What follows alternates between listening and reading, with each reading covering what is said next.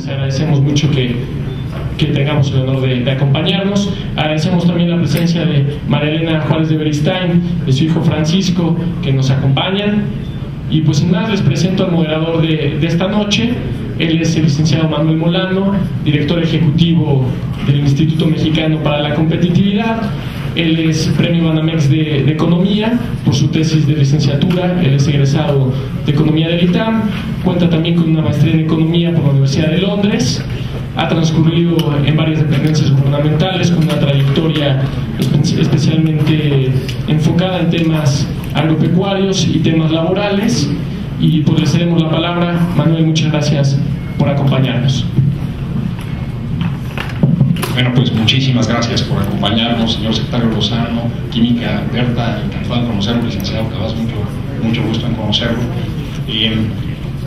Me toca hacer el papel de moderador, pero también me piden que haga yo el papel que iba a jugar Isaac Katz en este foro, que es el del economista liberal. Entonces, de alguna suerte me toca ser juez y parte, ¿no? Entonces, si me excedo en la parte de parte y no cumplo cabalmente la función de moderador, pues ojalá alguien me detenga. Yo creo que este panel es verdaderamente interesante y yo creo que hay muchos temas que quisiéramos saber y que quisiéramos conocer respecto a qué va a pasar con la tan ansiada y tan esperada reforma laboral. México cambió de un país, una economía cerrada, una economía en donde no había competencia en muchos de los mercados clave para su funcionamiento, a una economía abierta, donde la competencia es algo de todos los días, donde cada vez más las empresas se ven forzadas a ser más eficientes, a disminuir sus costos de producción, a ser más creativas y más innovadoras para poder competir en los mercados globales. Y ciertamente el mercado laboral es uno que ha evolucionado relativamente poco desde la época en que éramos una economía cerrada hasta este momento en que somos una economía totalmente abierta.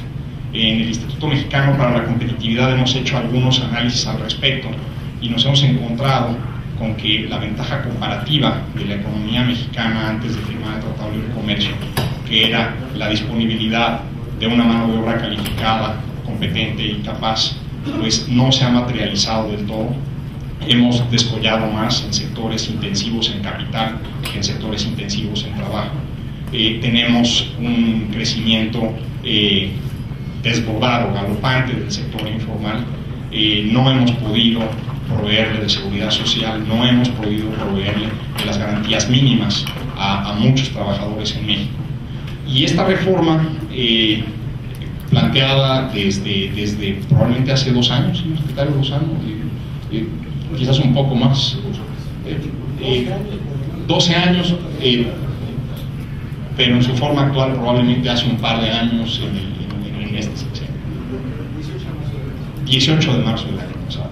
Pues trataba de atacar algunos de estos temas para modernizar el marco laboral y sí es una reforma interesante porque lograba cosas que modernizaban la interacción entre trabajadores y empresas, pero preservando buena parte de los derechos sociales y generando inclusión nueva a los derechos sociales, cosas como el hecho de que los trabajadores agrícolas no hubiera ningún ordenamiento que mandatara que se les diera agua en su jornada, pues eran verdaderamente anacrónicas y patéticas, y esta reforma estaba atacando cosas de ese tipo. En el transcurso de la negociación de esta reforma probablemente se han caído cosas, ¿no? Y cada vez más oímos a líderes empresariales pronunciarse diciendo, pues probablemente sí haya reforma laboral, pero sin una reforma al sindicalismo.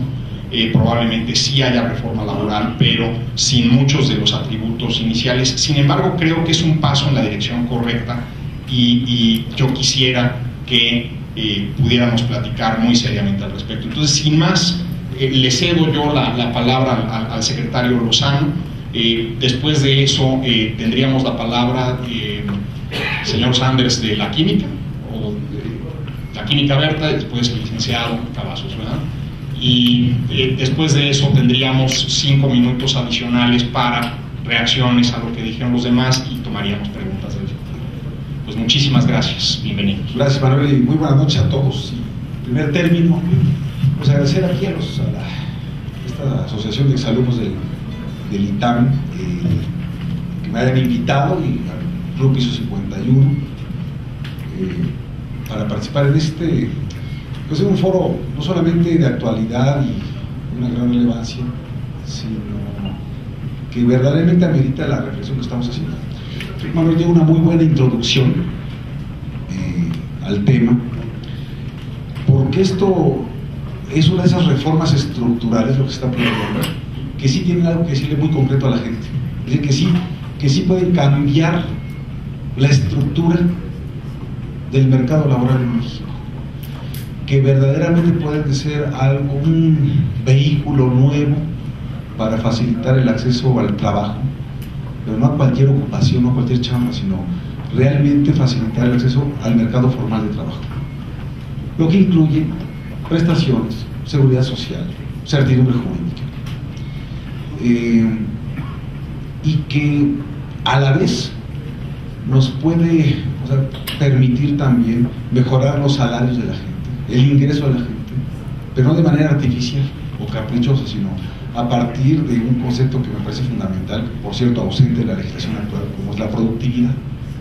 Es decir, tenemos una legislación que, para poner en contexto, data del 1 de mayo de 1970, pero es una legislación que no es tanto la edad, porque la Constitución tiene desde 1917. El problema que tenemos con nuestra legislación vigente en materia laboral es que no ha tenido un cambio realmente de fondo, Humberto. Digamos, tuvimos en el año 1980 algunas modificaciones en la parte procesal, pero en la parte sustantiva estamos hablando de una legislación que tomaba una fotografía de un país diametralmente distinto al que tenemos en la política. Déjenme decirles un par de datos. La población llevaba 50 millones de mexicanos en aquel entonces. La población económicamente activa no tenía siquiera 14 millones de personas. México no tenía tratados de libre comercio, en lo absoluto. Era un modelo de sustitución de importaciones, de una economía centralmente planificada. Realmente el antecedente de esta legislación viene de 1931, que se nutrió a su vez de la Constitución misma de 17, con un esquema totalmente, digamos, tutelar de los derechos sociales y de los trabajadores, pero también a partir de una gran desconfianza hacia los empleadores y hacia los empresarios. El régimen político era totalmente vertical, una hegemonía de partido único en el gobierno, la participación de la mujer, el tema de grupos vulnerables, de la discriminación, no era algo que estuviésemos tan a flor de piel como lo tenemos en la actualidad. Y ese es el contexto en el que se da la legislación que tenemos hoy vigente. La palabra competitividad, vamos, sin exagerar, no existía en el diccionario. No había necesidad de pensar en esos términos. Entonces estamos tratando de adecuar al país que tiene más tratados de libre comercio en el mundo con una legislación de hace 4 décadas que no tiene nada que ver con lo que hoy ocurre.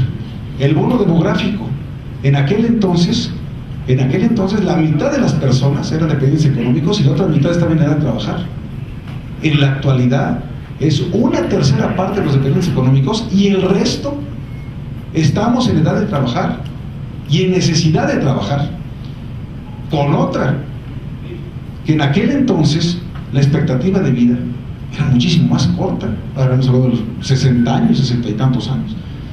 En la actualidad de 75 años y subiendo. Entonces el bono demográfico dice muchos más jóvenes, mucha más gente entra al mercado del trabajo. La expectativa de vida es mucho mayor. Seguramente hacia el año 2020 estaremos hablando de 85, 90 años de edad en promedio de expectativa de vida. La edad de retiro seguirá siendo por ahí de 65 años en promedio. Entonces, estamos obligados a darle empleo a la gente. ¿Para qué? Para que pueda, primero, encargarse de sus dependientes económicos, encargarse de su subsistencia, generar riqueza como país y eventualmente un retiro digno con una pensión también suficiente. Entonces, lo que tenemos en términos actuariales, lo que tenemos en términos de visión de largo plazo, parte de este foro es el México que queremos, ¿no? Es cómo nos vemos en unos años más. Yo sostengo que México tiene una gran urgencia de esta reforma laboral y que hace un momento decía Manuel, ¿cuánto tiempo tiene? Bueno, sí, la última iniciativa que se presentó seria fue el 18 de marzo pasado, pero esa recogió lo mejor de 332 iniciativas previas que se presentaron en los 12 años anteriores y que sin embargo, por una u otra razón, lo que sí coincide es que siempre son políticas, no hemos dado el siguiente paso para tener esa legislación entre nosotros. ¿Cuál es la ventaja que hoy asoma de poder emprender una reforma, de poder lograr esta reforma? Que son tantas manos que han pasado por el tema, que son tantas las propuestas, tantas las iniciativas, que no podemos decir que esto sería de la autoría de un gobierno, de un partido político, mucho menos de una persona. Que afortunadamente se han dado los pasos conducentes para que se pueda hablar de una conciliación de intereses entre las distintas posiciones. Como decía Manuel, algunas han quedado al lado, pues sí, desafortunadamente algunas que hubiéramos querido ver, ya no las vamos a ver, probablemente. Pero ¿saben qué? En esta, como tantas otras cosas de la vida, lo perfecto es enemigo de lo bueno. Y si estamos esperando a tener la reforma perfecta, y conste que no es estrictamente mediocre el planteamiento, ni mucho menos conformista. Pero si me dicen, ¿qué prefieres en este momento? ¿Que el voto sea libre, directo y secreto en las organizaciones sindicales o que los jóvenes tengan empleo? Sin lugar a dudas, prefiero que los jóvenes tengan empleo. ¿Qué prefieres? ¿Que las mujeres tengan igualdad de derechos y de circunstancia para tener acceso al trabajo, para ascender en el trabajo, para permanecer en el trabajo respecto de los hombres? ¿Sí? ¿O que las cuotas de los sindicales no las retengan los patrones? Miren, que cada quien haga su parte. Pero yo estoy convencido de que lo que nos está pasando como país, mientras la tasa de desocupación general del cuarto trimestre del año pasado fue de 5.3 números cerrados, la de los jóvenes fue cercana, de los jóvenes entre 14 y 24 años, cercana al 10%. En estados como Chihuahua es del 18%. ¿Qué nos está diciendo eso? Que hay un círculo vicioso brutal, que a la gente no le dan trabajo, a los jóvenes no le dan trabajo porque no tienen experiencia, pero no tienen experiencia porque nadie les da la oportunidad de un empleo. Y eso ocurre como parte de este diagnóstico, en virtud de que el pasivo laboral que se asume desde el primer instante en que se contrata a una persona es demasiado alto en términos del riesgo de que salga mal en comparación con el beneficio de contratar a ciegas a quien por primera vez entra al mercado de trabajo. Me explico. Si uno termina una relación laboral por una causa tan simple como que no cubrió el perfil esperado para el patrón, no se considera en términos de la ley un despido justificado. Luego entonces hay que pagar una indemnización. Pero si además se van al pleito, como usualmente ocurre, ese pleito dura en promedio, al menos en la Junta Federal, 38 meses. Promedio. Y durante esos 38 meses se acumulan salarios caídos. Es decir, se le paga el salario al trabajador aunque no haya trabajado.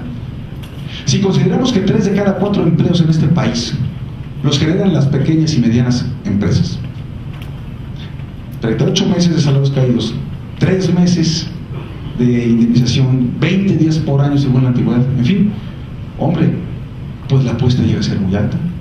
Entonces tenemos el resultado que nos da no el INEGI, y que consta que aquí yo estoy asumiendo la más alta cifra en cuanto a informalidad se refiere.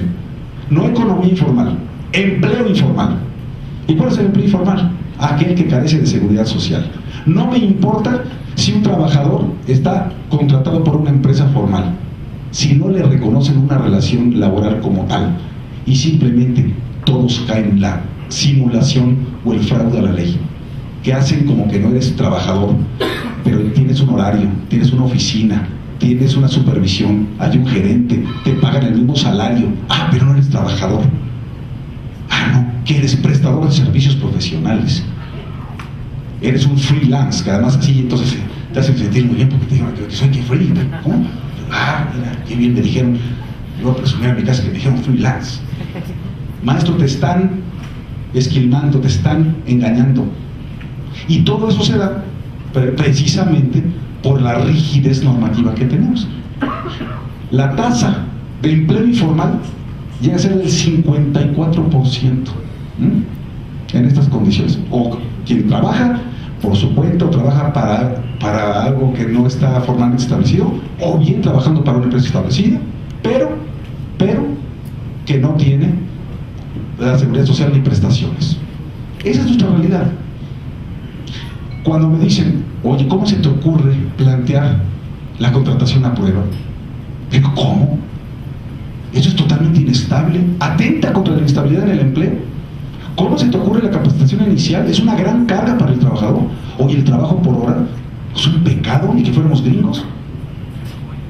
Bueno, pues todas esas modalidades que son las que se están planteando es precisamente para romper el círculo vicioso.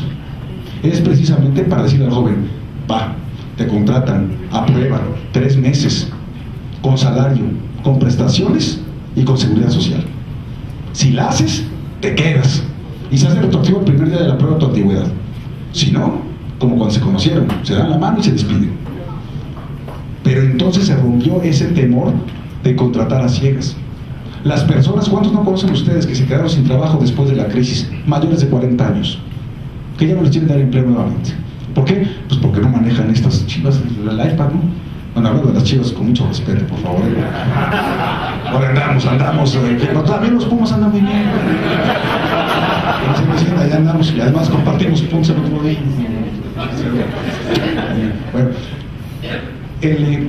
Bueno, que no saben cómo usar esto. Bueno, ¿qué les parece que la mitad del tiempo la destinen a capacitarse para usar esto y la otra le trabaje? O la señora que puede trabajar solamente medio tiempo, o el estudiante que puede trabajar 1 hora al día o 2 horas al día porque el resto del tiempo está estudiando y le tiene que ayudar a su familia, porque tenemos un salario de 7,200 pesos en la economía formal, promedio mensual, según cotizaciones del Instituto Mexicano de Seguro Social. Honestamente hablando, ¿sí? Y con esto redondeo ya vine. Honestamente hablando, ¿sí? Lo que tenemos ni es satisfactorio ni es suficiente. Si no apuntamos a la competitividad como la palabra clave para promover más inversiones, y las inversiones que sean las generadoras realmente de los empleos, México va a estar perdiendo más posiciones. Según el Foro Económico Mundial, pasamos del lugar número 60 a 66. ¿Sí? Y en términos de eficiencia del mercado laboral, de 139 países, pasamos del lugar número 115 al 120. El que peor calificados estamos es en la eficiencia del mercado laboral. Se lo está diciendo el secretario del Trabajo, y se lo digo con una gran pena. ¿No es la panacea? No es la panacea. Una reforma por sí sola no arregla todos los problemas, no los arregla. Pero vaya que contribuiría, vaya que nos ayudaría en el sentido correcto, porque parte de lo que es el índice de competitividad, y Manuel nos lo puede decir con mayor precisión, es la realidad de los datos duros, una tercera parte, pero las otras 2 terceras partes es la percepción que tienen de nosotros como país. Y mientras la gente siga pensando, los inversionistas que no tienen nacionalidad, ellos sí, su dinero no, y van a poner sus centavos donde sea más redituable, más seguro y más pronto el retorno. No hay fórmulas mágicas. O nos ponemos de acuerdo en estos temas críticos, más allá de coyunturas político-electorales. Porque si me dicen, es que este año hay elecciones, ¿me pueden decir qué año no hay elecciones? En Oaxaca, que Dios lo fue gobernador de Oaxaca, todos los años, por una u otra razón, hay elecciones. Si el tema es que no hay elecciones, estamos amolados. No, lo que debemos ponernos nosotros, los políticos y los servidores públicos y los gobernantes, es por encima de esas coyunturas y mirar entonces en el largo plazo hacia lo que realmente necesita el país. Por eso yo soy un convencido. No es una cuestión de méritos, es una cuestión de urgencia y de necesidad. Queremos que las cosas cambien y cambien para bien, tenemos que empezar por cambiar la legislación laboral. Muchas gracias, secretario Lozano. Bueno, voy a aprovechar la pausa para presentar al panel, cosa que no hice al principio. El secretario Lozano no necesita una presentación, es un muy destacado abogado poblano, laboralista, con una muy destacada carrera en servicio público, muy impresionantes logros en el sector telecomunicaciones y en el sector que ahorita dirige, y ojalá, bueno, pues ojalá su partido lo postule para la presidencia de la República, porque yo creo que sería un gran candidato.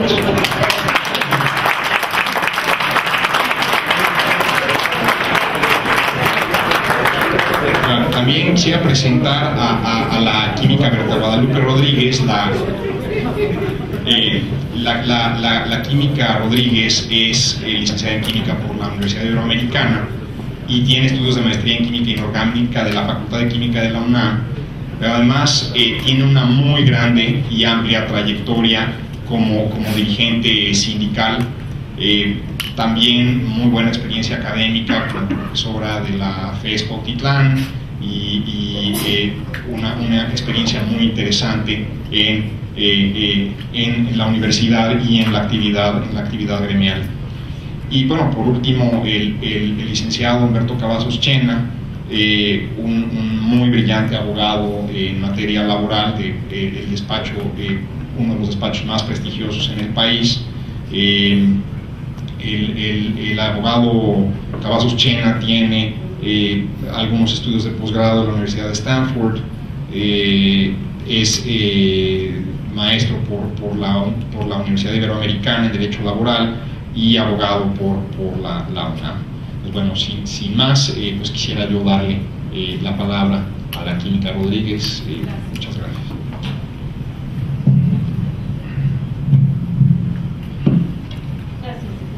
Bueno, pues muy buenas noches. Es un honor estar aquí compartiendo este panel con el señor secretario del Trabajo, buen amigo de APAUNAM, buen amigo personal, con el licenciado Cavazos. Me recuerdo perfectamente su padre, quien fue mi maestro. Soy química, no soy abogada. Sí soy abogada, no soy licenciada en Derecho, pero soy abogada porque abogo por los derechos de los trabajadores. Aprendo rápido. Bien, yo quisiera decirles que ojalá y tuviera, y a nuestro moderador, ojalá tuviera esa capacidad de ser tan enfática en la defensa de la ley, de las modificaciones a la Ley Federal del Trabajo, como ha sido nuestro secretario.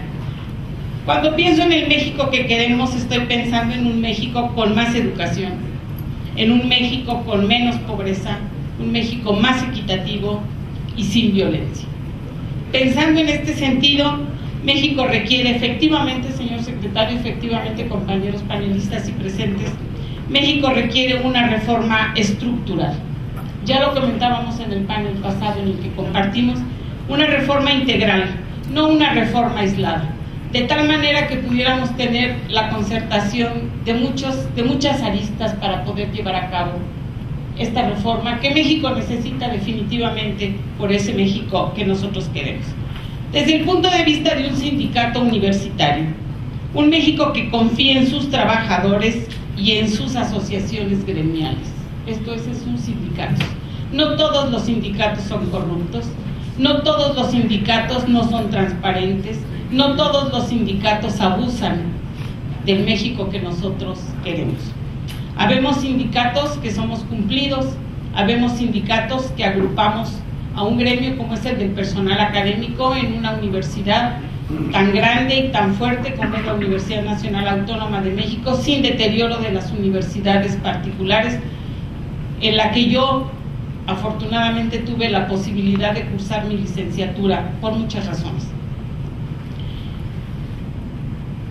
Mexicanos respetuosos de la ley y comprometidos con México, y esos deben de ser los empleados y los empleadores, porque necesariamente requerimos, comparto la idea en algún momento de que los jóvenes tienen que ingresar de alguna forma al sector productivo y hay que darles la oportunidad, ciertamente, y estos trabajos, estos contratos de inicio, estos contratos limitados, yo creo que surten efecto siempre y cuando el patrón o el empleador, al finalizar, si no se cumplen las expectativas, de una constancia de capacitación, porque si no, estamos trabajando eventualmente, estamos trabajando con un contrato por un año, por 2, por 3, y al final dice el empleador, no reúne las características. Bueno, pero estuve capacitándome, de alguna manera tienes que compensar dándonos un certificado de que fuimos capacitados.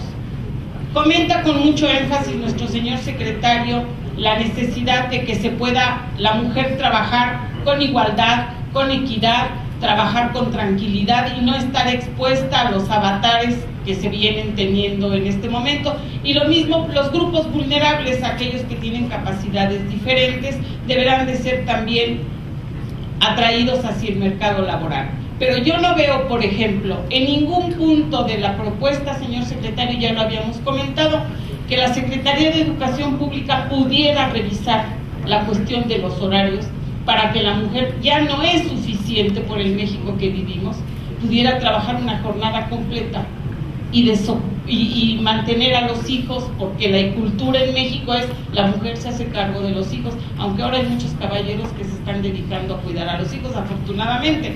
Sin embargo, por eso decimos que debería de ser una reforma integral, en donde todas las aristas y todos estos actores confluyeran y de la mano pudiéramos llevar a una reforma laboral. Por otro lado, efectivamente, si yo pienso en no estarme peleando en que las cuotas sindicales sean voluntarias y más bien pensar que deberíamos de traer a los jóvenes a trabajar, yo creo que efectivamente este no debería ser problema. Sin embargo, también quiero precisar, las cuotas voluntarias es ilusorio.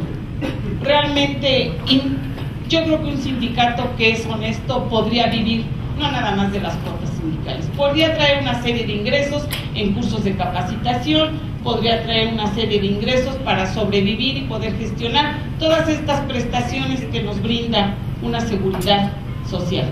Definitivamente creo que no nos podríamos pelear en esa circunstancia.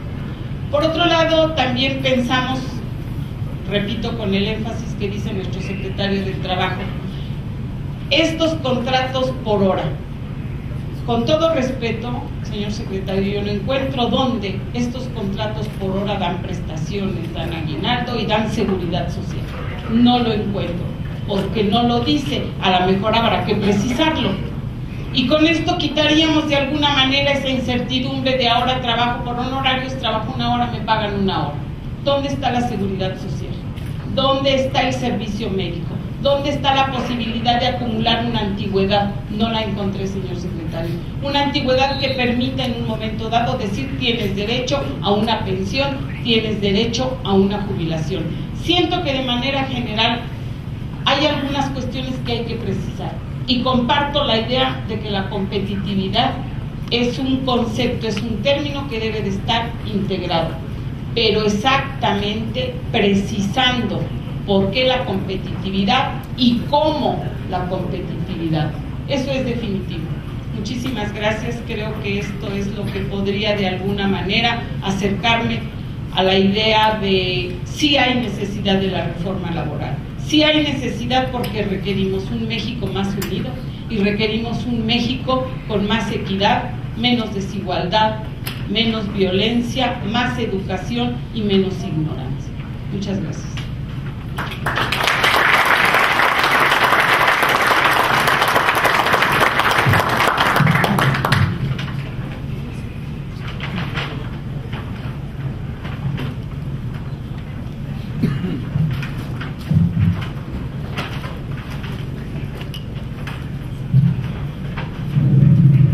El México que queremos, el tema de sindicalismo, reforma laboral en México.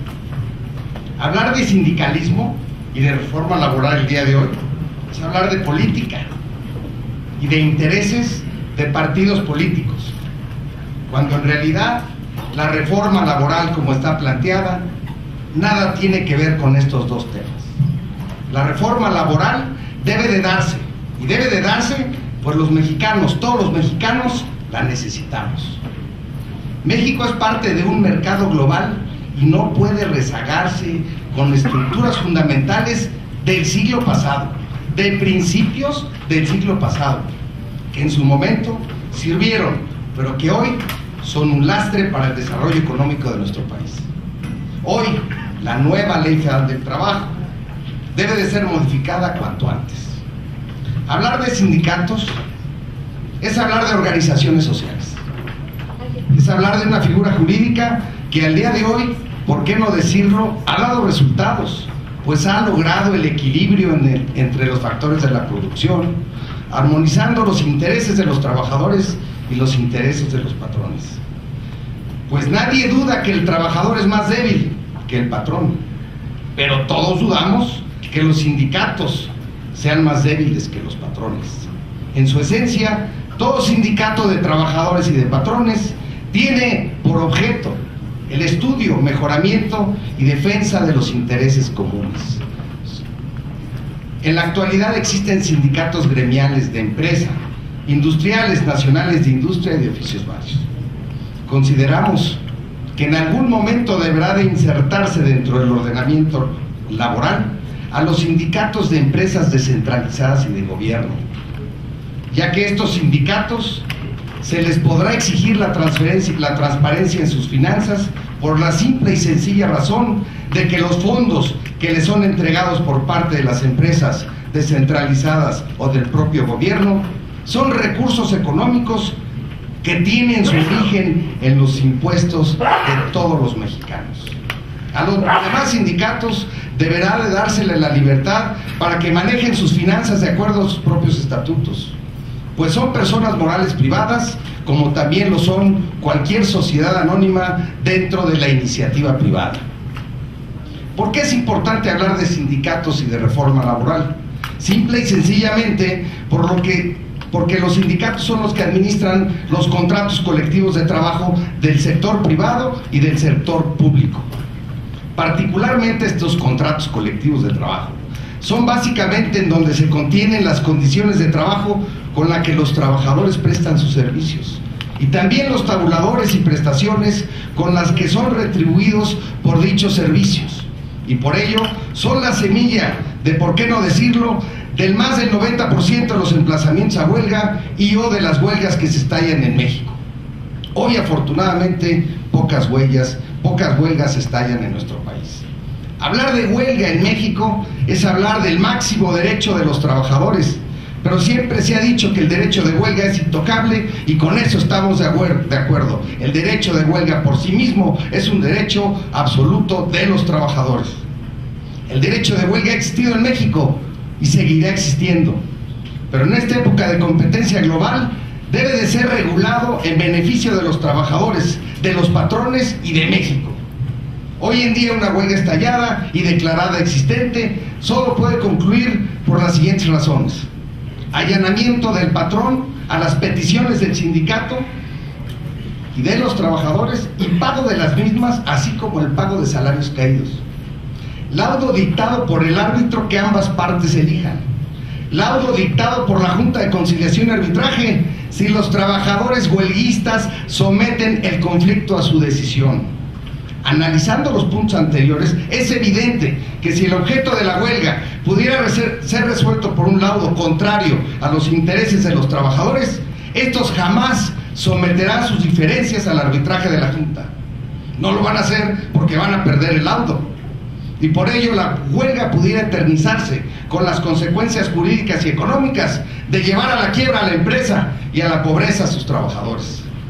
La reforma que hoy se pretende es que las huelgas tengan una duración de más de 60 o de 90 o de 100 días, pero que pueda terminar si el patrón, un tercero interesado, dentro de los 3 días siguientes a la conclusión de este término, solicite el arbitraje obligatorio por parte de la Junta y éste emita el laudo correspondiente, es decir, se inserte la figura jurídica del arbitraje obligatorio para las partes una vez concluido el término perentorio que se ponga en la ley, 60, 90, 120, pero que no sea infinito. Lo anterior beneficia a todo el mundo, pues en primer lugar acaba con la huelga, y si los trabajadores tienen la razón, la Junta en el laudo obligará al patrón al pago de las prestaciones que correspondan o al incremento de estas prestaciones según los considerandos del propio laudo, así como al pago de los salarios caídos, que desde luego no podrán exceder de un año al que se refiere la propuesta de reforma al artículo 48 de la Ley Federal del Trabajo. ¿A qué se refiere este artículo 48 de la pretendida reforma laboral? Hoy por hoy los conflictos individuales son resueltos por las juntas de conciliación y arbitraje, federales y locales.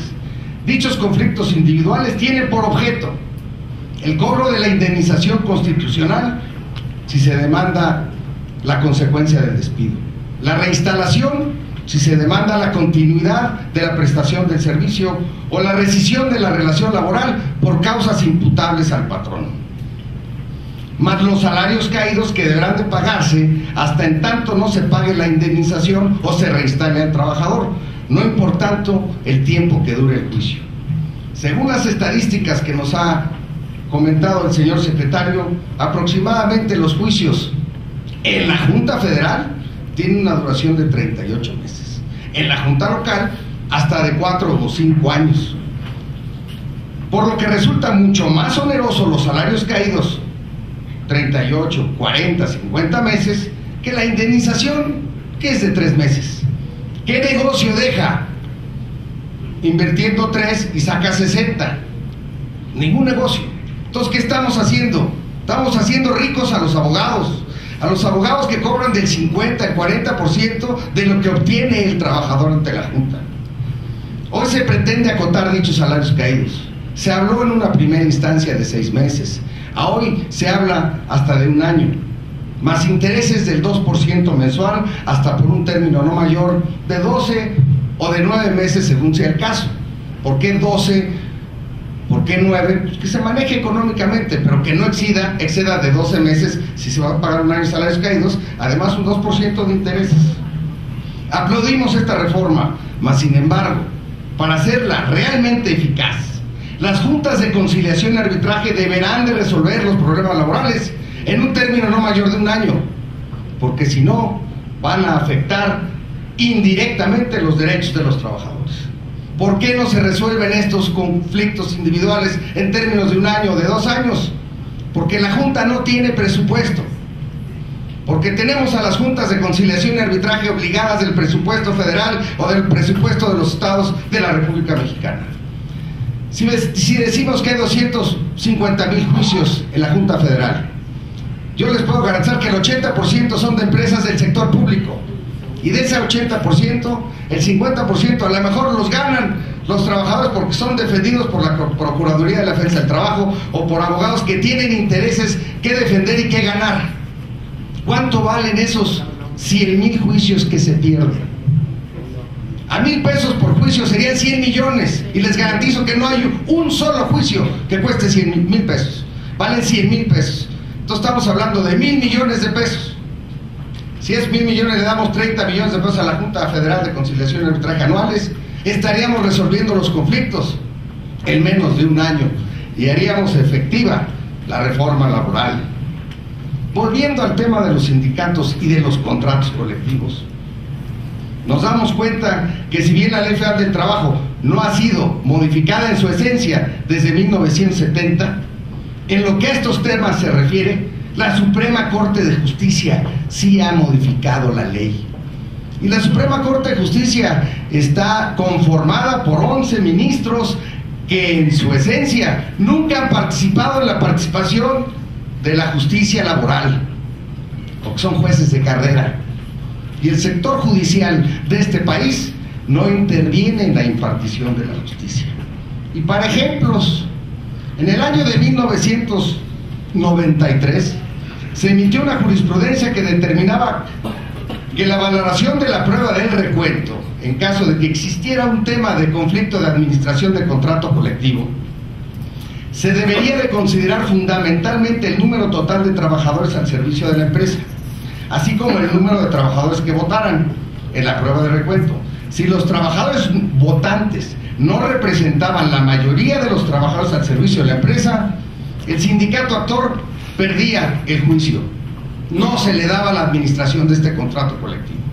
En el año de 2009, 15 años después o 14 años después, la Suprema Corte de Justicia modifica radicalmente su criterio y con criterios electorales dice que si van 10 trabajadores a la prueba de recuento de una empresa con 1,000 trabajadores y 10 trabajadores votan a favor del sindicato actor, a este sindicato actor se le pasa la administración del contrato colectivo. Hoy la reforma que decirlo, y decirlo fuerte. Si sale es porque el secretario de Trabajo aquí presente la ha impulsado con los costos políticos correspondientes. Establece que para que un sindicato gane la titularidad de un contrato colectivo de trabajo, debe demostrar en autos que tiene y representa a la mayoría de los trabajadores de la empresa, no a la mayoría de los trabajadores que van a votar al recuento. Porque si ustedes han ido a algún recuento, saben que se hacen en recintos seguros, pero los sindicatos hoy bloquean las calles alrededor y no dejan entrar a los sindicalistas que están en contra de sus intereses.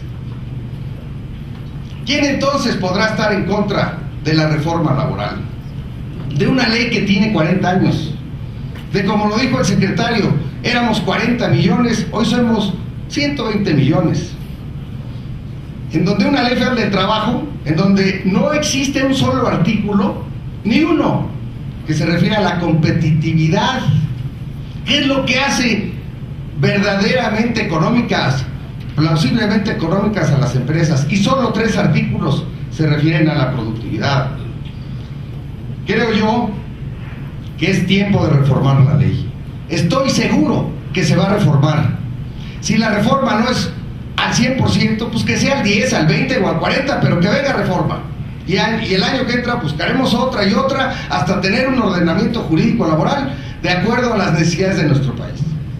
Por lo anterior, debemos de concluir que si México quiere progresar, que si los trabajadores mexicanos desean elevar su poder adquisitivo y las empresas mexicanas insertarse en los mercados internacionales, México debe de modificar sus estructuras fundamentales, y una de ellas es la Ley Federal del Trabajo. Muchas gracias.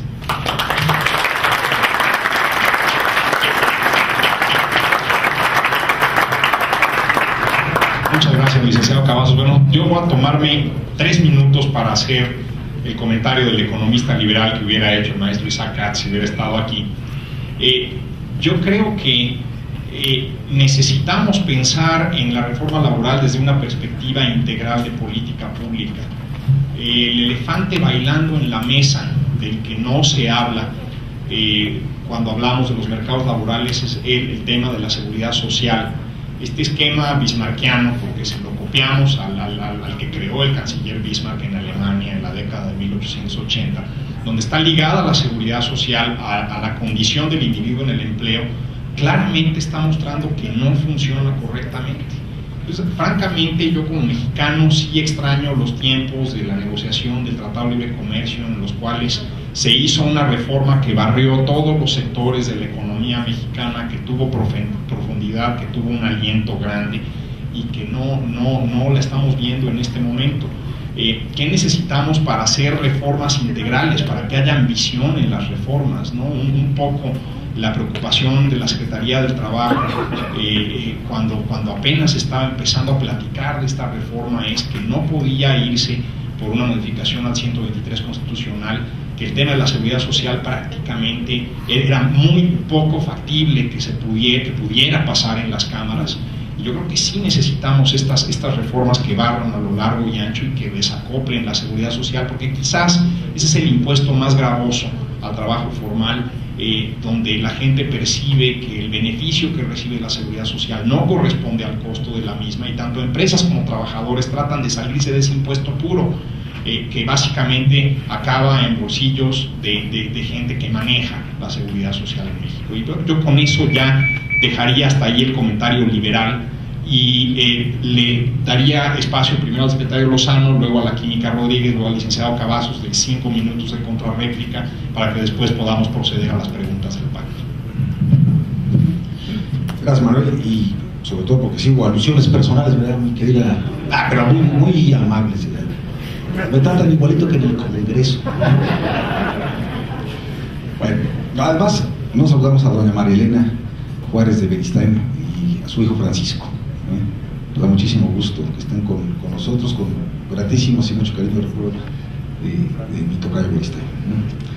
Bueno, mira, yo lo que veo es que no se vaya a malinterpretar. Una cosa es que no toquemos el 123 constitucional, ¿sí? Porque entre otras cosas no hay condiciones, porque para una modificación constitucional requieres 2/3 partes de los votos favorables en ambas cámaras del Congreso, más la mayoría de las legislaturas locales.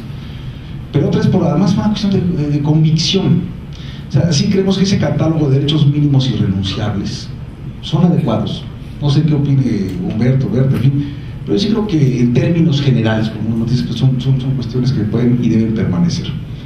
Lo que se quiere modificar es la legislación secundaria, modernizar el detalle para hacer valer esos derechos. Y paradójicamente, aquí hay también una reflexión de fondo, que es para trabajadores y para los sindicatos. Es decir, de nada sirve una defensa ultranza desde el sindicalismo a las llamadas conquistas históricas, etcétera, cuando eso puede llevar al traste, ¿verdad?, a empresas o a sectores completos. Yo recuerdo muy bien el tema de la industria del hule, ¿no?, cuando estás hablando de un contrato ley totalmente anquilosado, totalmente añejo, totalmente rebasado, y dicen los sindicatos, háganle como quieran, pero de aquí no nos movemos nosotros. Y los patrones, muy bien, tú no te muevas, los que nos movemos somos nosotros, y ya nos vamos del país, ¿verdad? Resultado que se van las empresas del país, van a producir en otros lados, a pagar impuestos allá, a generar las fuentes de trabajo en otras naciones, y nosotros seguimos comprando llantas, nada más que de importación y más caras, ¿verdad? Ese es el resultado concreto que ocurre cuando estamos hablando de las vencidas. Y yo ahora paradójicamente déjenme hacer una defensa de una buena parte del sindicalismo, porque lo que no se vale, bueno, hasta la iglesia viene diciendo que lo peor que le ha pasado, ¿no?, al país son los sindicatos, sin hacer distinción y haciendo una cuestión totalmente generalizada. Me parece muy injusto, porque hay algo que no estamos verdaderamente valorando en México, que lo decía hace un momento Humberto. Miren, solo la administración del presidente Calderón, incluido el año 2009, con todo y la peor crisis económica que hayamos tenido en las últimas 7 décadas, la crisis sanitaria, se cayeron los precios del petróleo, aumentaron los impuestos, se extinguió Luz y Fuerza del Centro, todo el mismo año. Llevamos en 4 años, poco más de 4 años del presidente Calderón, más de 48,000 emplazamientos a huelga. Nunca antes tantos emplazamientos a huelga. Y solamente han estallado, de más de 48,000 emplazamientos, 81 huelgas. Pero no solo, si vemos lo que ha pasado con la revisión salarial contractual año con año, promedio, no salario mínimo, porque también luego se dice que el salario mínimo es piso o techo, no, las relaciones contractuales, el promedio ha sido de 4.3% en el aumento salarial. ¿Qué significa esto?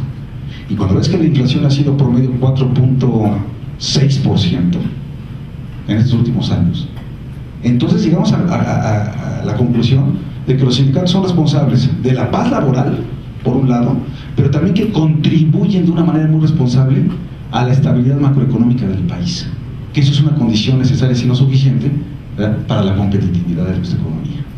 Entonces yo sí creo que hay que valorar eso. Otra, decía Humberto, probablemente no se ha modificado la ley, pero otras cosas sí se han modificado. Lo de la industria azucarera es un ejemplo mundial.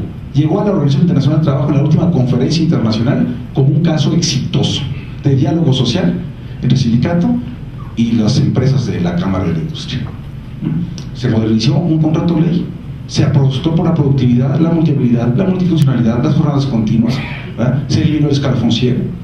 Todo eso ocurrió. Y en los 4 contratos de ley de la industria textil también se acaban de modificar en ese sentido. Quizás un poco también a la mala, pero hoy vemos lo que está pasando ya con la industria de la aviación en México. También los contratos colectivos de trabajo, mucho más racionales, mucho más realistas, mucho más apegados a la posibilidad y a la viabilidad de lo que debe ser. Yo insisto, por un lado, sí no modificar el 123, pero por otro lado, que no se piense que estamos yendo, decía Humberto, si en lugar de 100 tenemos 10%, que pase la reforma. No, yo tengo confianza de que vamos a estar mucho más cercano a lo necesario que a lo estrictamente posible. Va a ser una gran cosa para el país. Pero sí, Humberto, también déjeme hacer otra reflexión. Miren, hablando de transparencia, nosotros no tuvimos que hacer una modificación a la ley para poner en internet todos los registros de todos los sindicatos a nivel federal. Me temo que cuando nos volteamos a ver a los gobiernos locales, no manejan la misma transparencia. Y entre otras cosas, no se publican los contratos colectivos de trabajo como lo hacemos nosotros en la Junta Federal de Conciliación y Arbitraje. No por una cuestión de los sindicatos, a veces es también por los patrones.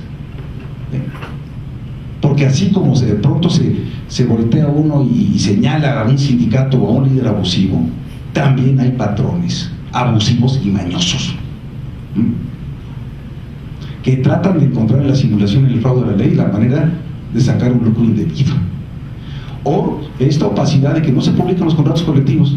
¿Y por qué? Es que traigo fórmulas industriales que a lo mejor mi competencia, y seguramente en un contrato colectivo trae la fórmula de la Coca-Cola.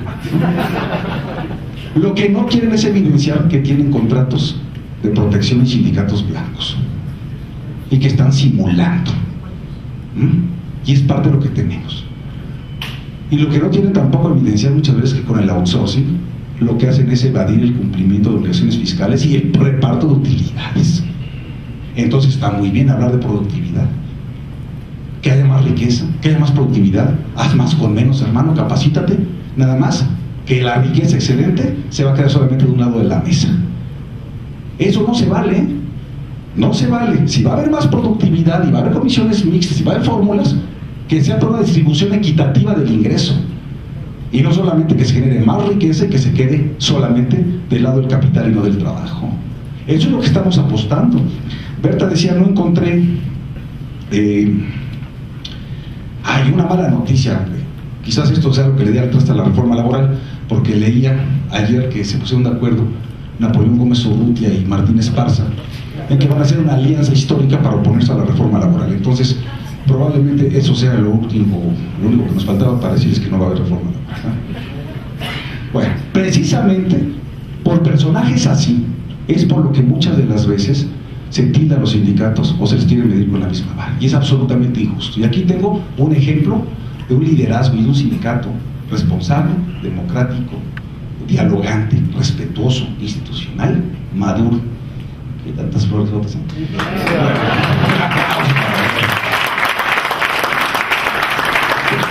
Y la verdad es que la mayoría de los sindicatos con los que yo trato y de los líderes son así, y por eso es tan injusto. Es la misma forma que de pronto nos miden a los políticos, a los servidores públicos, a los partidos, a los diputados, a los senadores. No se vale, ¿sí? No se vale. Yo creo que tenemos que aprender a distinguir esto. Sí, en el artículo 83 viene lo del trabajo por unidad de tiempo, y la unidad de tiempo, pues, por excelencia, ¿no? Bueno, o al menos una de ellas, pues es la hora, y en cualquier relación subordinada de trabajo está implícito el que tenga que haber obligaciones de seguridad social, sin distinguir si es por unidad de tiempo, por hora determinada o de manera indefinida, de tal manera que sí se cotiza. Aquí lo que tiene que la ley del Seguro Social no distingue. Entonces, aunque trabajes solamente una hora, Berta, vas a tener la obligación como patrón de cotizar cuando menos con un salario mínimo. Entonces, en ese sentido, pueden estar absolutamente tranquilos de que sí lo trae nuestra reforma.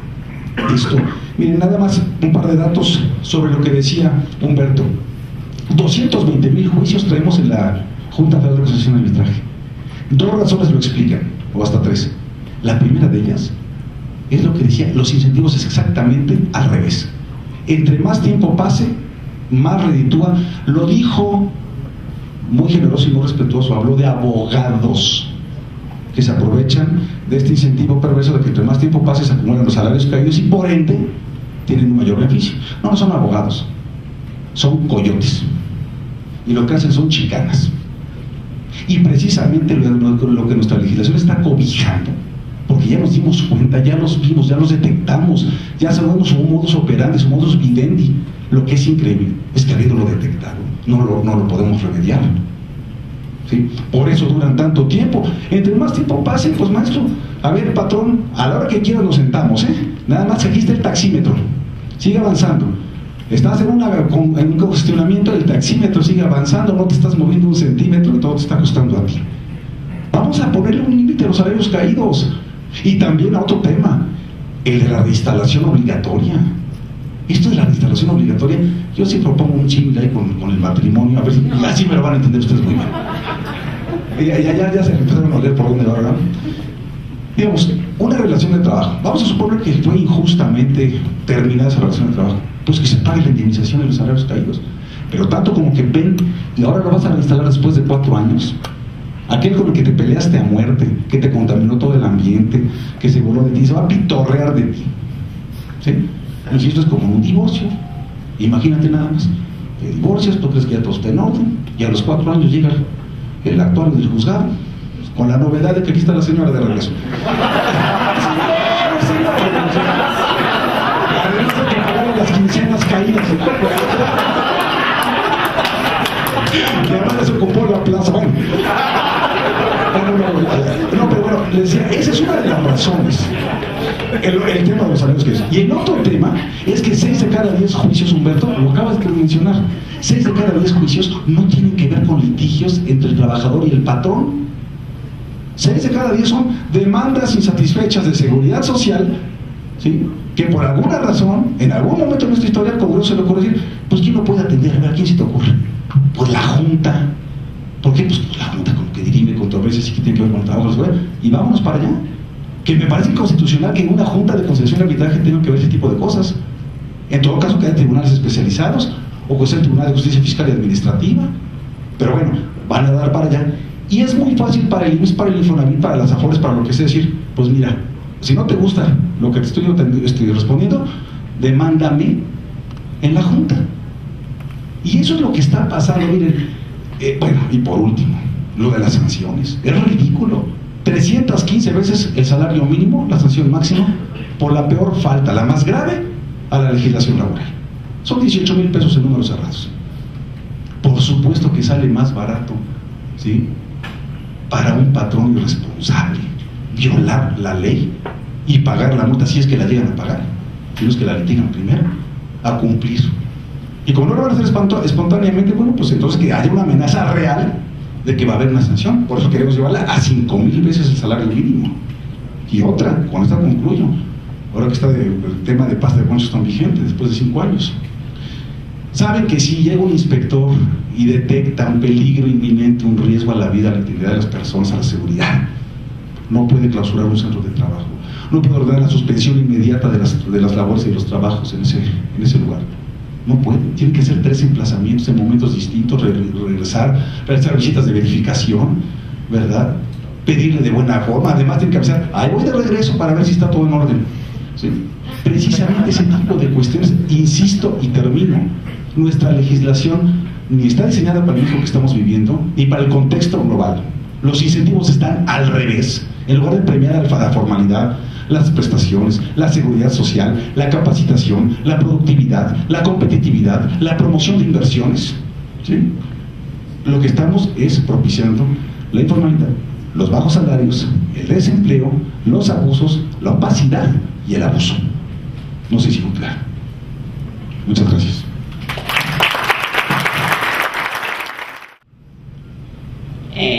Efectivamente, lo correlativo al pago por hora en el artículo 83, espero que no elimine el pago por tiempo extraordinario, el descanso semanal, las vacaciones y el aguinaldo, y más aún la seguridad social.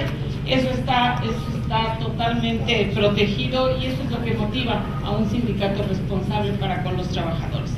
De manera general, es necesario tener una propuesta de ley federal del trabajo que apoye fuertemente a la mujer trabajadora, que se respete el derecho adquirido del trabajador, que se comprometa al empleador o patrón a respetar a su empleado y a cumplir con sus obligaciones.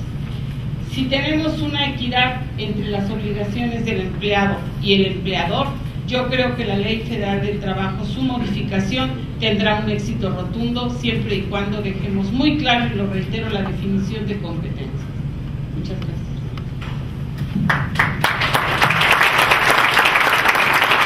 La buena fe en las actividades laborales, la buena fe en las actividades profesionales, la buena fe en las actividades humanas. Hoy esa buena fe no existe, cuando menos no existe plasmada en el ordenamiento legal, ni en el penal. Presunto culpable. En México eres culpable si te has sido señalado por alguien como culpable. O sea, aquí la inocencia no se presume la culpabilidad. Y dentro del ordenamiento legal hay muchos temas al respecto. Uno de ellos es qué pasa si un patrón corre a un trabajador porque el trabajador mató a 15 de los empleados administrativos y no le da el aviso de rescisión por la simple falta de la no entrega del aviso de rescisión por la simple falta administrativa, ese trabajador va a ganar su juicio. Ese trabajador, imagínense, va a ganar la reinstalación en la empresa en donde asesinó a todo el personal de confianza, no a los líderes sindicales, a los de confianza. ¿Por qué? Porque la ley dice que si un patrón corre a un trabajador y no le da el aviso por escrito de la causa y fechas del despido, este despido deberá considerarse injustificado. Entonces vamos a seguir presumiendo la mala fe del empleador, vamos a seguir presumiendo la mala fe del patrón que invierte sus recursos económicos para que haya fuentes de trabajo. Yo creo que el espíritu de la ley debe de cambiar. Ya no hay luchas de clases, hay luchas económicas con países, con empresas que tienen por objeto elevar productividad, elevar el poder adquisitivo de los trabajadores, pero que se presuma la buena fe. Señores, vamos a superar ese tabú de que el trabajador quiere explotar, de que el sindicato se quiere robar la lana. Yo, como conclusión a este tema, les puedo garantizar que sí viene la reforma laboral, porque ya se pusieron de acuerdo los partidos políticos, que es más difícil que se pongan de acuerdo marido y mujer, mucho más difícil. Pero también pongámonos de acuerdo y apoyemos la buena fe de los mexicanos trabajadores, de los mexicanos patrones, de los mexicanos políticos, de todos los mexicanos. Muchas gracias por esta oportunidad.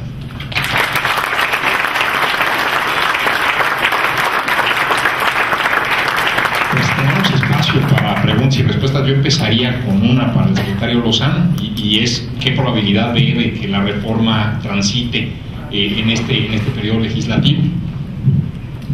Mira, Manuel, sin pecar de ser pues demasiado optimista por los elementos, los datos, las señales que se están recibiendo, pareciera que estamos cerca. Y estamos cerca por lo siguiente: también sería ingenuo pensar que como llegó la iniciativa del PAN, pues los demás partidos políticos la van a cargar, la van a bendecir y la van a aprobar. ¿Cómo creo que pueden ocurrir las cosas? Creo que lo que puede y debe venir es que venga la iniciativa del PRI, con algunas coincidencias, con algunas adiciones, con algunas cuestiones diferentes a las que planteó el PAN, y que sea la Comisión del Trabajo y Previsión Social donde se haga un dictamen tomando lo mejor de ambas, y no es que las otras que existen anteriormente no sean útiles. El tema es que yo diría que de alguna manera están recogidas todas las anteriores de una u otra forma, o en la del PAN del 18 de marzo pasado, o próximamente en la del PRI, y que entonces venga un dictamen que diga, pues es más, la que presentó el PAN y que de alguna manera nosotros contribuimos a integrar, recoge lo mejor de esas 332 anteriores, que son de diversos partidos políticos. Por eso insisto en que no tienes una sola autoría o un solo sello. Y eso es lo que nos facilita las cosas, porque si esto es de méritos compartidos, es lo que puede alejar entonces este fantasma de que en la coyuntura político-electoral le estoy colgando la medalla o al presidente, o al PAN, o al secretario, o a quien sea, o por contra, que no se reconozca al PAN y al presidente, sino que se piense que solamente es un esfuerzo del PRI. Yo tengo la impresión de que todos los partidos políticos, de una u otra manera, bueno, no todos, es cierto, no puedo estar exagerando tampoco, pero los partidos políticos más representativos, más grandes, más responsables, seguramente van a dictaminar algo, insisto, más cercano a lo necesario que a lo estrictamente posible, y sí tengo confianza que sea en este periodo ordinario de sesiones, que antes de que termine abril, no solamente pasaría en la Cámara de Diputados como Cámara de Origen, sino también en el Senado, que yo estoy convencido llevan ya mucho tiempo. La ventaja que tienen los senadores actualmente es que están desde el principio, igual que con nosotros de esta administración, con los que hemos venido platicando del tema. Entonces les ha tocado ver toda la evolución del asunto, y por lo tanto yo creo que la Cámara Revisora pues vería con muy buenos ojos lo que apruebe la Cámara de Origen, e insisto y termino, sí creo que podamos tener esto entre este mes de febrero y el mes de abril.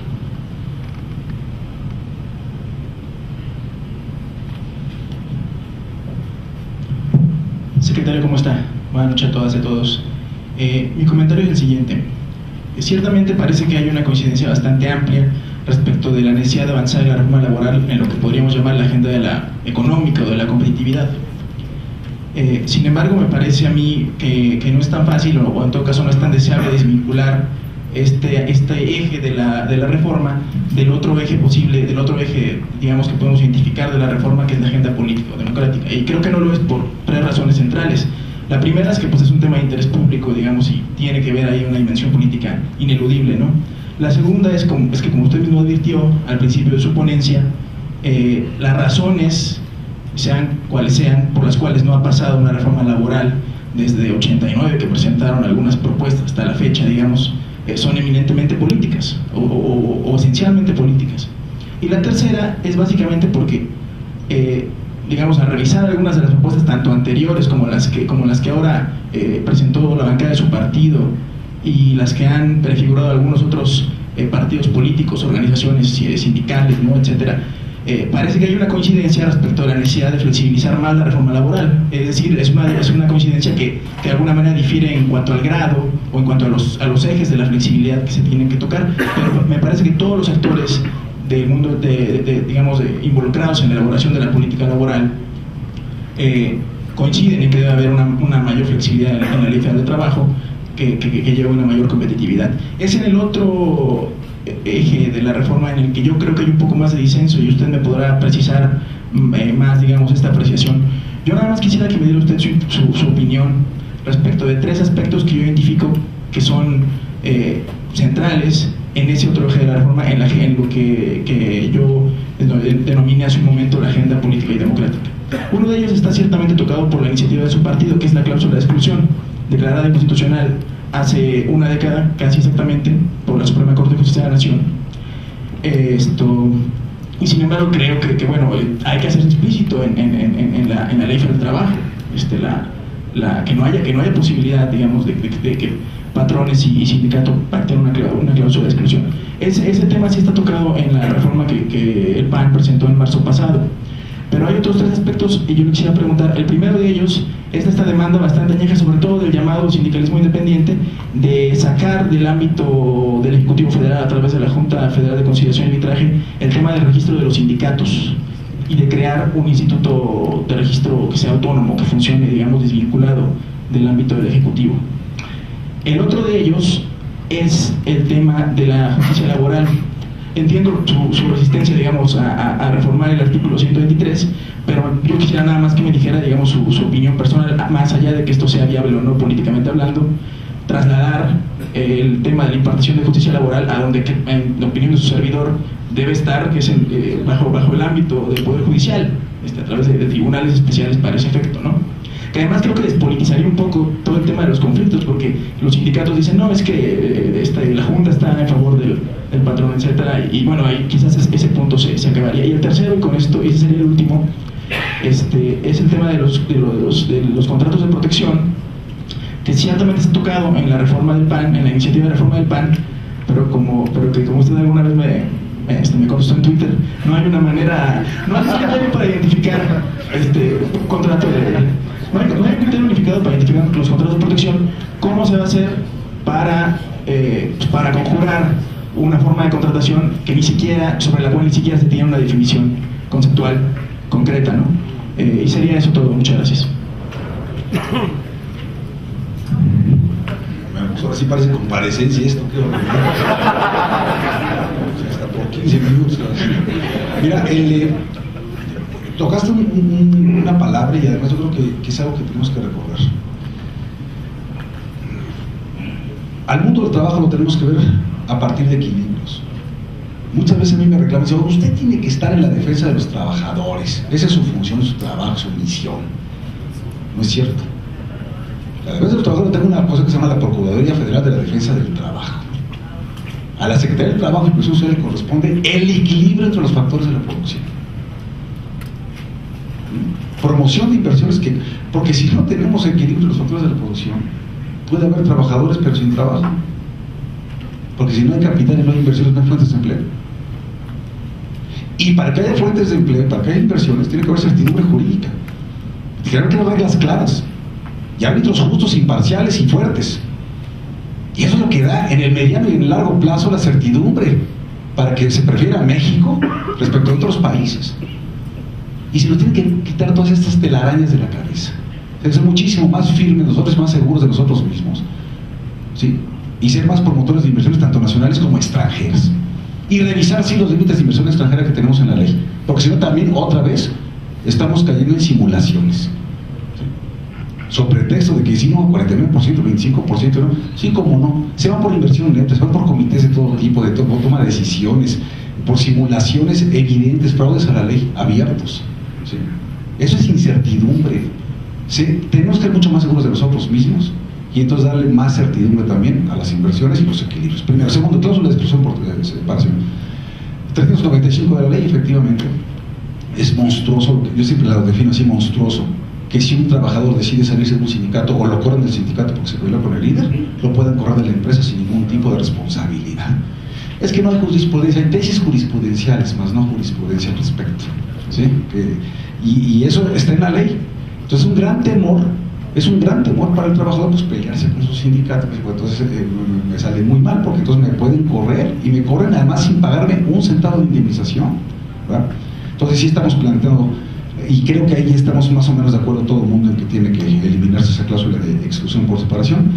Hay un tema que hace un momento se abordó y decía Humberto, oigan, yo sí creo que debe haber más transparencia en el uso de los recursos porque los contratos colectivos, miren, esta también es una reflexión, ¿eh? ¿Hasta qué punto? A ver, los sindicatos. Pues, ¿cuál es la función de un sindicato? Pues ganarle terreno al contrato colectivo de trabajo año con año. Mal harían en no intentarlo. ¿Sí? Cuando vimos, oye, Luis y Fuerza del Centro, ¿ya viste todo lo que tenés en contrato? ¿Ya viste qué barbaridad? ¿Y qué creen? ¿Que fue una imposición unilateral del sindicato? Claro que no. Ese es el problema de las paraestatales. ¿Sí? Que los funcionarios que están al frente de las paraestatales, de tiempo en tiempo, con gobierno del que sea, ¿sí? No tienen un consejo de administración realmente al que les rindan cuentas, de unos accionistas que estén exigiéndoles resultados. Muchas veces son posiciones políticas. Y entonces, en ese sentido, pues es muy fácil apostar en el casino con el dinero del vecino. Porque entonces, pues, ¿cuánto nos puede costar? Pues 2 días más de aguinaldo, pues, son otras vacaciones y esta otra prestación, agrégasele con tal de que no haya mayor fijón con el sindicato. Pero eso es lo que va engrosando a lo largo del tiempo los contratos colectivos. De pronto, oye, ¿de dónde salió esto? ¿Y esta prestación? ¿Y este apoyo? ¿Y este recurso? De tus negociaciones, de las que nosotros permitimos durante mucho tiempo. ¿Sí? Entonces también, insisto, sí está bien de pronto echarle el lente y exigir, pero también que los responsables de las negociaciones en las paraestatales también cuiden los centavos que son de la gente, hombre, porque si no, esto es lo que se convierte el día de mañana, por lo que estábamos pagando de los impuestos del centro, 42,000 millones de pesos en subsidios y creciendo esa cantidad. Luego, el tema que decías, registro con toma de nota. Mira, si hay un tema incómodo para esta secretaría, es la famosa toma de nota. Por mí, si se la quieren llevar, llévense al otro lado. Pero no me digan que es un instrumento fascista, autoritario, de control político. No es cierto, no es cierto. ¿Eh? Los registros tienen una finalidad, se los digo como abogado. Cualquier registro. Certidumbre jurídica frente a terceros. Sobre todo tratándose de personas morales. Si las personas morales funcionan a través de representantes legales, díganme nada más entonces quién es el que va a tener la representación legal si no hay una autoridad que diga quién es el secretario general, quién es el secretario del Interior, quién es el tesorero, con qué atribuciones, etcétera. Entonces el primero que llegue, el primero que toque la puerta o el que haga la movilización más grande, ya ven que aquí ni les gusta hacer movilizaciones en la Ciudad de México, ¿no? Entonces, ¿cuál va a ser? ¿Cuál es el criterio? Alguien tiene que poner y decir, a ti sí te toca y a ti no. No con tus reglas, no con las reglas de la autoridad, con los estatutos de cada sindicato. ¿Sí? Ahora se los quieren llevar porque dicen que la secretaría, que la autoridad, llévenselo como sea. Y les va a pasar exactamente lo mismo. Y cuando les vaya bien van a aplaudir. Y cuando les vaya mal van a decir que están totalmente vendidos, inclinados a la otra parte, en fin. Pero tiene que haber certidumbre, tiene que haber registro y tiene que haber tomas de nota. ¿Sí? Con apego a estatutos. Justicia laboral. A ver, es otro de los temas. Que si pasa al Poder Judicial de la Federación, por esencia, como facultades originarias tendría que corresponder cualquier, para dirimir controversias en términos del artículo 17 constitucional, tendrían que ser tribunales y de otro poder distinto a la autoridad administrativa, en esencia, en origen, en principio, ¿sí? Como facultades esenciales. Pero ya lo decía Tena Ramírez, ¿no? En sus estudios sobre las facultades materiales también de los otros poderes.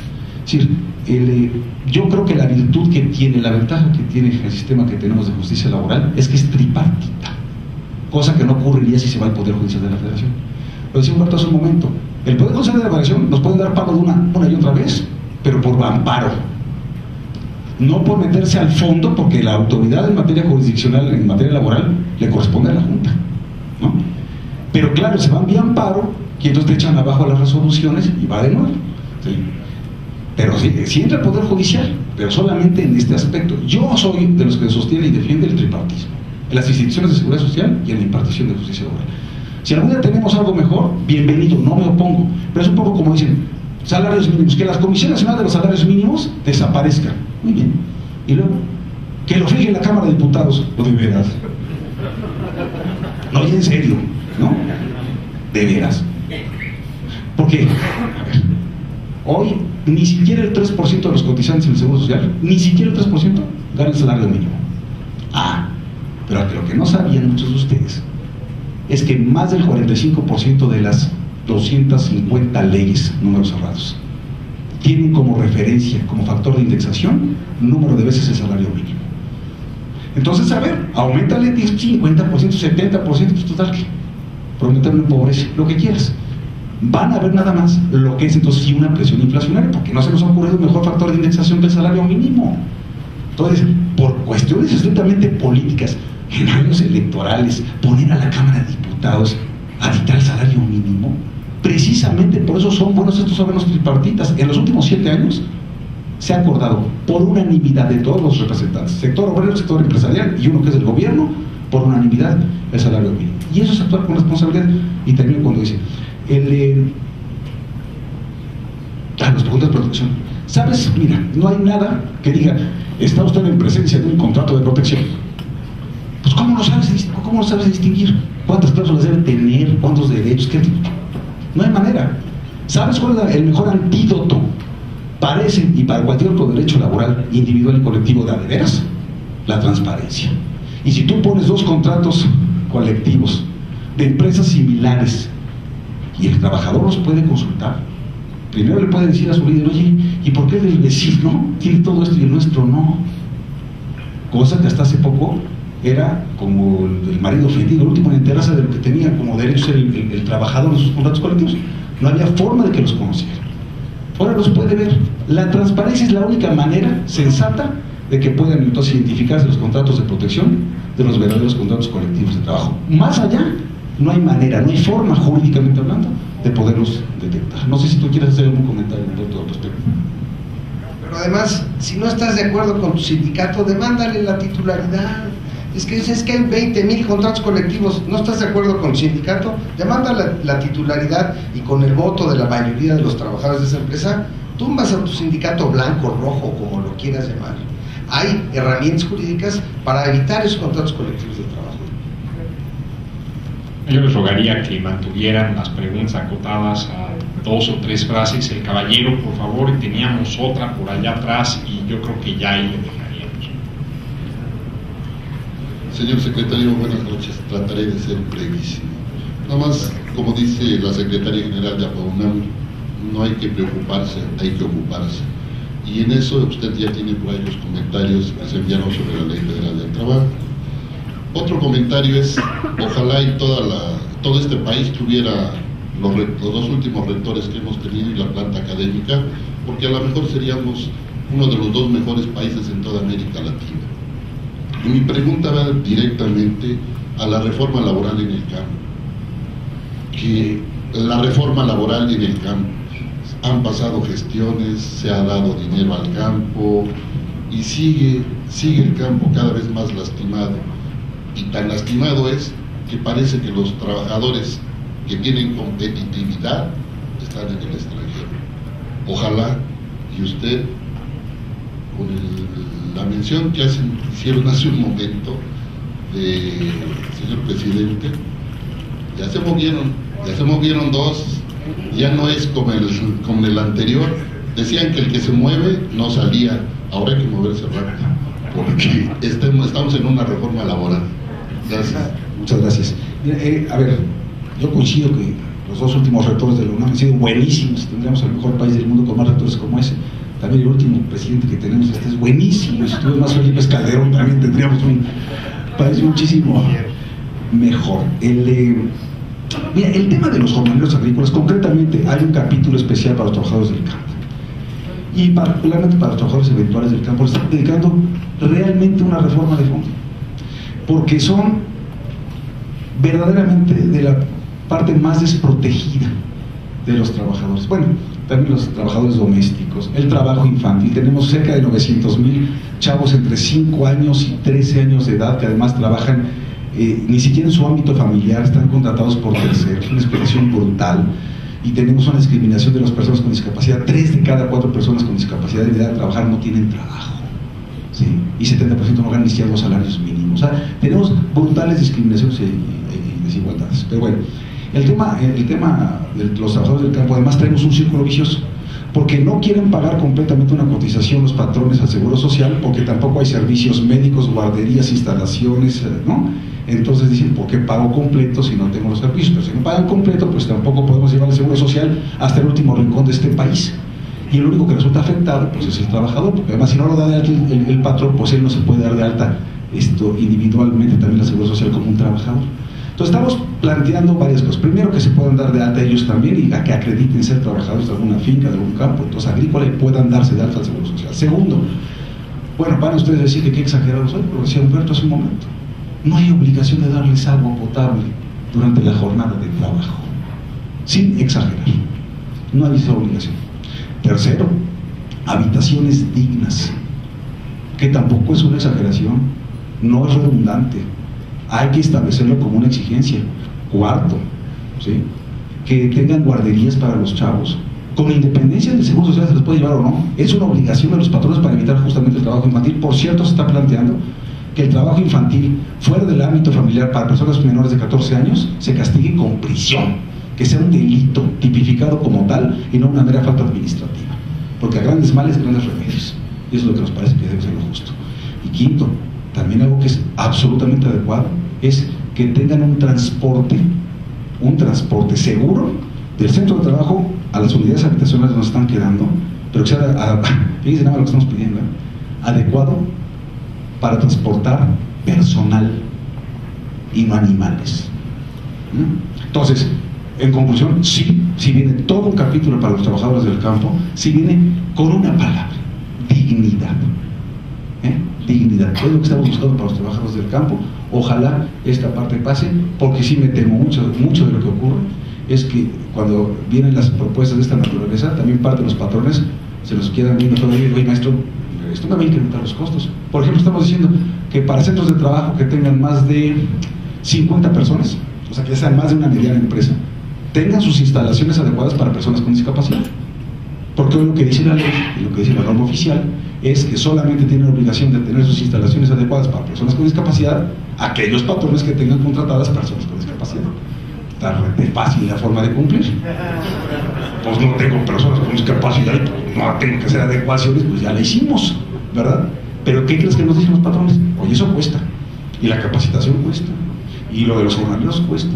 Pues sí cuesta, sí cuesta. El trabajo decente cuesta, pero si ese trabajo decente lo logras hacer una inversión productiva, te va a redituar en productividad, y entonces el mundo va a salir ganando. Es una fórmula ganadora. Por último, por favor, allá atrás. Sí, buenas noches. Mi nombre es Luisa Montes, además de ser exalumna y maestra del ITAM. Ahora trabajo en Ecovalores, y Ecovalores representa en México a una firma inglesa que se llama EIRIS. Lo voy a decir en inglés: Experts in Responsible Investments. Entonces, ¿qué es lo que hace EIRIS? Lo que hacemos, y esto viene, son... Mensaje pagado por el partido político. Bueno, existe a nivel internacional inversionistas que son interesados en empresas socialmente responsables. Entonces, lo que nosotros hacemos para estos inversionistas es analizar si las empresas son o no son socialmente responsables. Y nos estamos midiendo con empresas a nivel internacional. Y una de las cosas que medimos, por ejemplo, son todo lo que la OIT nos dice. Y lo que usted también decía, que son las oportunidades de la mujer, que no se contrate a menores, que tengan todos los beneficios del contrato colectivo de trabajo, que haya salud y seguridad en el trabajo, que haya igualdad de oportunidades no solamente para las mujeres, sino también para los discapacitados y todo eso. Y que todo esto, bueno, se mide no solamente en las políticas, sino en los sistemas que llevan las empresas para llevar esto a cabo. Entonces mi pregunta tendría dos cosas. Al analizar a las empresas mexicanas, normalmente salen bastante por abajo de las empresas internacionales. Analizamos a 4.800 empresas a nivel internacional y 60 mexicanas, que son las más grandes. Entonces, eso es, los empresarios dicen que no nos exigen, o sea, nuestras leyes son diferentes.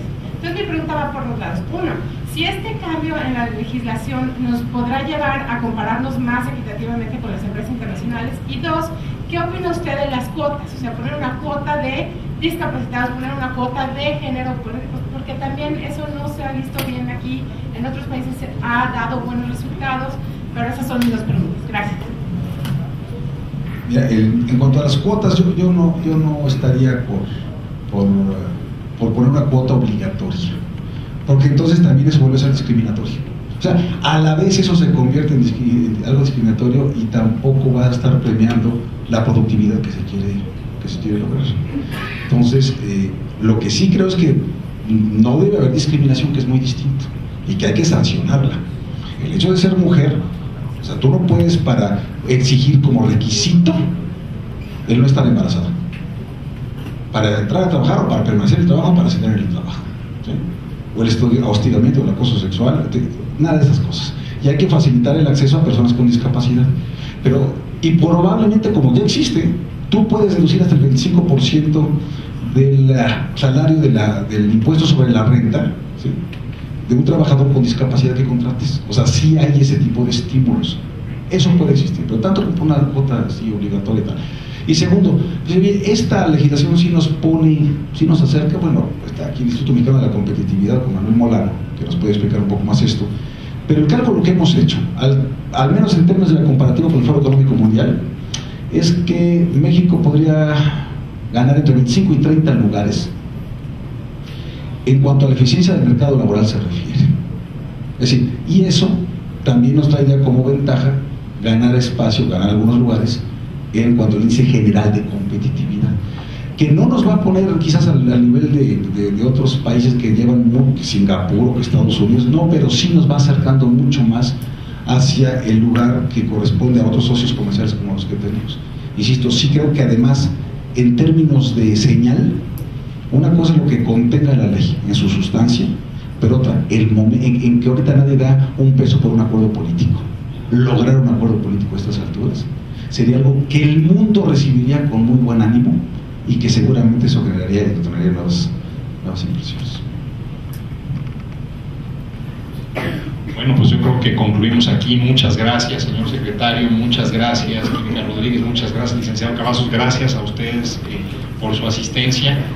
Tenemos un vino de honor ahorita, y otra vez a nombre de doña Marilena de Beristain y del grupo del ITAM que está organizando esto, muchas gracias por su asistencia.